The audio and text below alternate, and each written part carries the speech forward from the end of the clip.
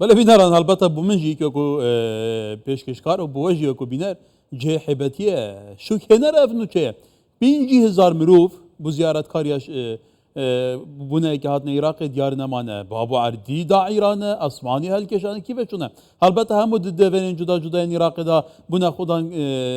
kar gelek caran çavder bahsa veke diken ev ziyaretkara istihlala ve ravşe diken kuli Irak'e bey vize herkese ki levlatin şia mezheb dikarin be milyonan daxili Irak'e bin gelu ma ev pekane taşan giringe vize pe beydadan mina evin kudiçine hacı للسعودية بشكنين بو بيتا كرن شاواتين بن كنترول هزين امني دابن نفي اوي دابن جبريكو بيغمان دستكاري نافخي لاواز دكن دبا نخوشان فغويزن دبا بو برسندن بين بكارينا دي خطر جدي بو سرجفاكا عراقي كي شوان شروع بكارن كو فيرا وششني زي ود شوبينا سرنجايت سر هي بريس ايمات علو شروع بكاري امني وسربازي لبغداد gelme بريس ايمات دماتا باش باب اي دي اف نو تشي ديارنمانا 50,000 باكستانيان البته بهزاران پاکستانی و ایرانی و ترکی و سوری حتی داوی لفی ولاتی بفی آواید نواجبه که دا بلابونه بیکو مراقبه هزین امنی حتی صحی جلی سر هبید اوه جواکا ولاتی می برف کی و بگلو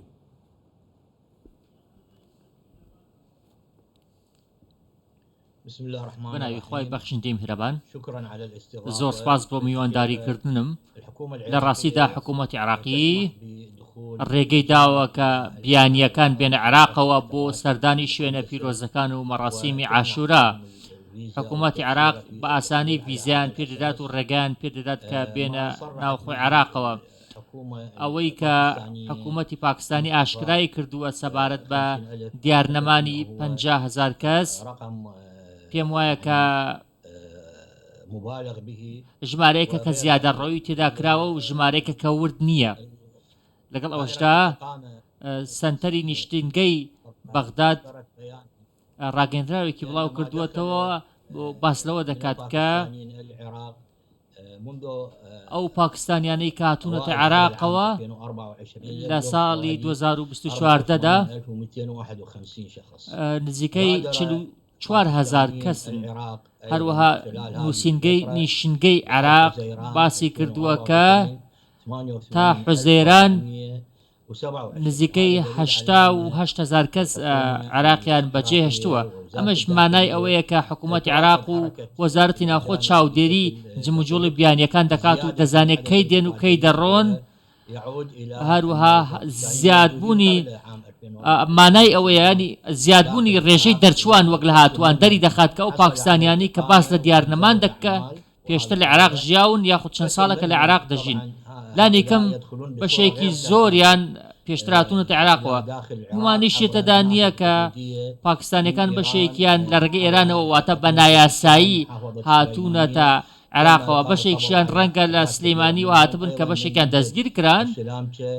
هەر هەندێکیان لە شەلامچەوە هاتوون هەندێکیان لە سنوورەکانی ئێرانەوە واتە پاکستانەکان هەمویان بە ڤیزای فەرمی نەهاتوون بەڵکو بەشێکیان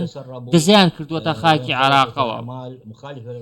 ئەمەش پێچەوانە یاسایە ئەو کاری کە کردویانە وەکو تاوانی ڕێکخراو لەلایەن وەزارەتی ناوخۆوە مامەڵەی لەگەڵا دەکرێت هەندێکیش لەو پاکستانیانەی کە هاتوونەتە عراقەوە بازرگانانی مرۆڤ لێی بەرپرسن چونکە ئەوان بە قاچاق پاکستانیەکانیان هێناوە بەشێکی دیکەش باز لەوە دەکەن کە ئەو پاکستانیانە هەمویان لە عراقدا نەماونەتەوە بەڵکو چوونەتە سووریا بۆ بەشداریکردندا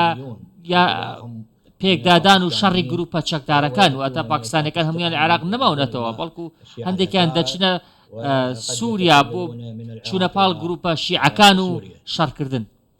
بله کەواتە ئەو پاکستانیان تا گوتی ب 10,000 کوتێنە عێراقی مەبەستەوان زێدەتر زیارەتکردنا ڕێوڕسمین عاشورا نینە بەلکو مەبەستێندن هەمیان سیاسی هەمیان سەربازی هەم بازرگانی دەبێ حتا بازرگانی بمادێن هوشبەر و بپرسێندن ژی لە پشبە کەواتە گەل و دەبی چارچوبیدا تاچان گرنگە جدیەتەکە جدیتر لە جەم حکوومەتە عێراقی بەکو کۆنتڕۆڵە ڤێراوشە بکە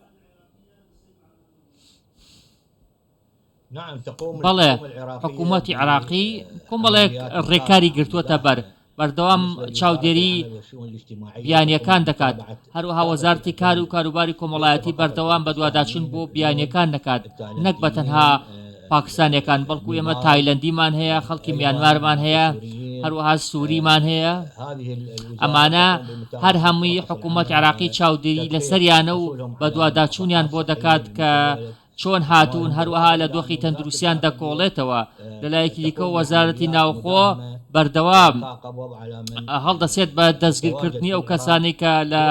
عێراقدان و ئەڵگری ڕەگەزنامەی بیانین یاخود ئەو کەسە بیانیانێ بەنایاسایی هاتوونەتە عێراقەوە لەلایەن وەزارەتی ناوخۆوە دەستگیر دەکرێن. نزیکەی پێش 2 مانگ وەزارەتی ناوخۆ هەڵی کوتایە سەر ناوچەی بەتاوین کە ژمارەیەکی زۆر کەسی بیانی لێبوو ڕێکخراوی تاوانکاریان پێگەنا بوو هەروەها بە شێوەیەکی ناسایی لە عێراقدا دەمانەوە ئەو خەڵکی لە ناوچەی بەتاوی دەستگیرکران پلانیان دانابوو کاری تێکدەرانە بکەن هەروەها وەزارەتی ناوخۆ هەڵدەسێت بە هێرشکردنە سەر ئەو ناوچانەی کە خەڵکی تێدا کۆ دەبێتەوە خەڵکی بیانی تێدا کۆ دەبێتەوە جا پاکستانی بێت هەر شتێکی نەتەوەیەکی دیکە بێت ئەوانشی کە دەستگیر دەکرێن مافی مانەوەیان نییە بێگومان حکوومەت هەڵدەسێت بە ناردنەوەیان بە وڵاتی خۆیان پێم وایە کە حکوومەت باش چاودێری ئەم کەسانەی کردووە کە هاتوونەتە عێراقەوە هەروەها چاودێری ئامانجەکانیشان دەکات چونکە هەندێکیان خۆتان دەزانن کە جەنابی شت باست کرد بازرگانی دەکەن بازرگانی مادەی هۆشبەر دەکەن و لە عێراقەوە مادە ڕەنگە بگوازنەوە بۆ وڵاتانی دیکە لەبەر ئەوە حکوومەت هەوڵەکانی بەردەوامە بۆ ئەوەی کە ئەو کێشانە سەرکوت بکات کە بیانیەکان لە ناوخۆی عێراقدا دروستی دەکەن. بەڵێ برسی مات ئەمێ بەحسی پرسێکێ بکەین توزانیژێک ڕێی ڕەشمن عاشوڕایە بە 100,000 کەسێن شیعە مەذهب لە پاکستانê لە بەحرینê لە لوبنانê لە سووریێ لە ئیرانê li van welatên ku şi'a mezheb têne li Yemenê têne Iraqê ji bo beşdarîkirine di van rêwrasmandan lê taşan girin gel û kontrola vê rewşê bête kirin bê rêya pêdana vîzê bê rêya derezînkên sunûrî ji ber ku tu zanî jî gelek dibe mîna van Pakistaniyan bên bu meremendin van rêwrasman bikarbîne mîna hecê rêwrasmên hecê ku esten vîza bazirganî jî îsal nexwast diviya vîza hecê heciya bin da ku biçine wêre eyê ku vîza bazirganî jî çûne Siûdiye bu hecî hatine girtin taşan girin gel Iraqê ve hebî gelû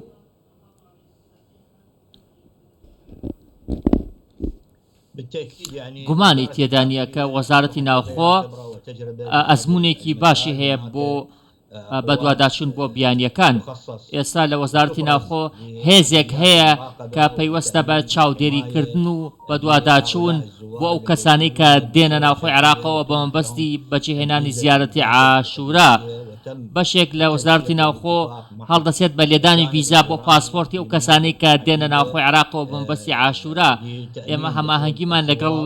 حکوومەتی ئێرانی هەیە بۆ ئەوەی کە ئەو کەسانەی بە مەبەستی بەجێهێنانی فەریزە ئاینیەکان دێن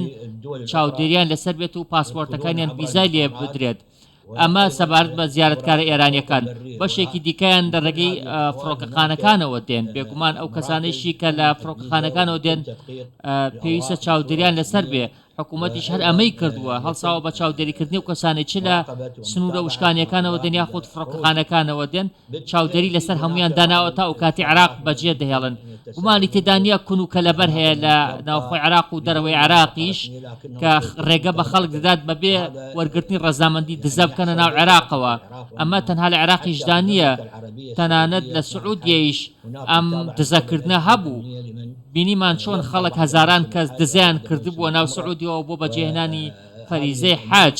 بۆی ئەمە شتێک نییە تەنها پەیوەندی بە عێراقەوە هەبێت هەندێک خەڵک بۆ نمونە دێنە عێراقەوە تەنها بۆ فەریزەی ئاینی نایەن بەڵکو هەندێکیان دێن ئیشی تێکدەرانە دەکەن هەوڵ دەدەن کە واز سوود لە دۆخی عێراق ببێن لە ڕووی مادیە و بۆ ئەو خۆیان دەوڵەمەندکەن و کۆمەڵک بازرگانی نایاسایی و تاوان بکەن بەشێک لەوانەی دێنە عێراقەوە شەتەن هەڕەشەن یاخۆت کێشە دروست دەکەن بۆ ئاسایشی عێراق هەندێک لەو پاکستانیانەی کە ڕەگەزنامەی پاکستانیان هەیە هاتوونەتە عێراقەوە